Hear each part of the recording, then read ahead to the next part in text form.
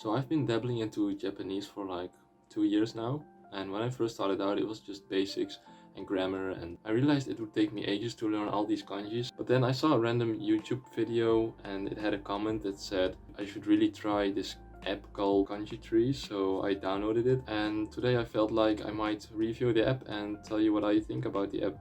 Hello, welcome random person who's watching this. I talk about random stuff that I'm interested in, and I wanted to talk a bit about this app called Kanji Tree that I use and I have been using for maybe a year or something. This is my favorite app to learn kanji because it's super easy and it's simple and you can do it anywhere because it's an app. So first of all, this is for Android. I'm not sure if there's also a version for Apple, but I'm using Android. So on the home screen of the app you find 3 big buttons, and I'll cover them one by one, I guess.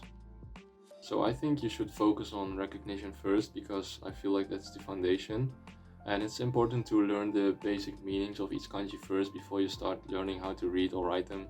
The app divides the kanji into 6 groups, so there's one group for each grade, and in total there are 6 grades. I am not sure how this Japanese class system works. After you finish these 6 grades, you basically covered half of the daily used kanji, but then there's the other half, which is divided into 4 groups, I think.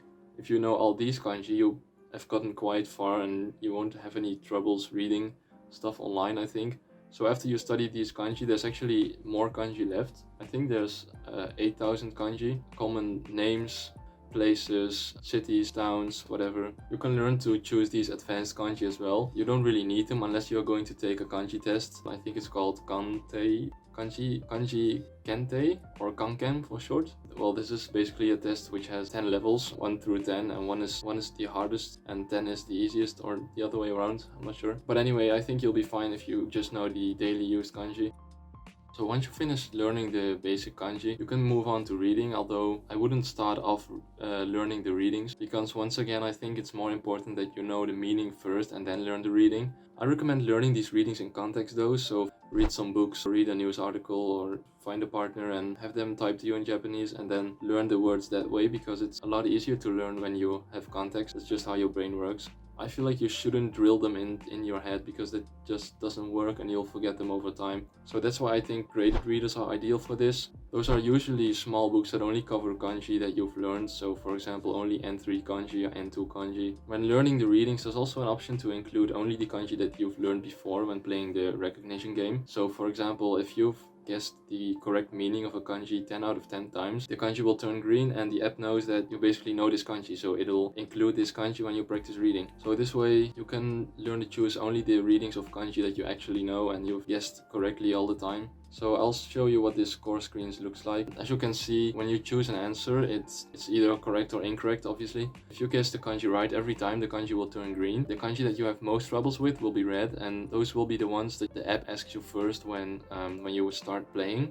You can check your overall scores in the scores menu. So finally there's a dictionary, and I think it uses the Jisho API, so it's basically Jisho but in an app. Although Jisho also has an app on its own, which I also use, because this app allows you to search kanji by radicals. Sometimes you see a kanji and you see its radicals but you can't find it, so if you use radicals you can find the kanji more easily. The go-to app that I use is Kanji Tree when I see a kanji that I don't know. This app also allows you to click on a kanji and see its radicals or its parts. This app is great, but there are a few cons. The app has a paid version and I did pay for it. I'm not sure if it's really worth it because you can pay for the app, but in my opinion it's not really any better. It gives you cute sound effects when you guess a kanji correctly or incorrectly, so I guess that's nice. And there's also an option to sync with other devices, so you can log into your iPad or whatever and log into Kanji Tree, although right now login is disabled, I think, because every time I try to log in I get an error, so I guess it's broken.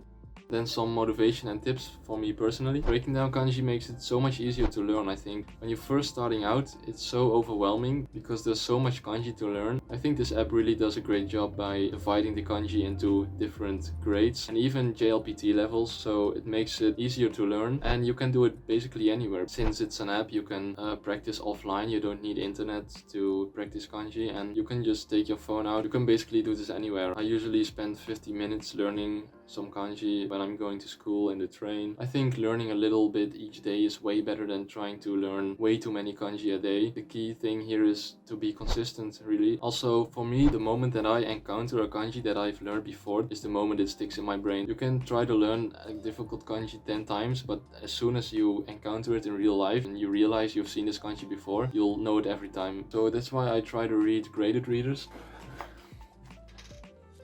This book only has N4 grammar, N4 kanji in it, so if you really want to start learning kanji or you've just started learning Japanese and you're waiting for kanji because you want to learn basic grammar first, I really advise you to just try out this app at least once and take it easy. Try to learn a little bit each day and you'll actually improve over time. So that's it for now. Maybe I'll see you again later. Bye bye.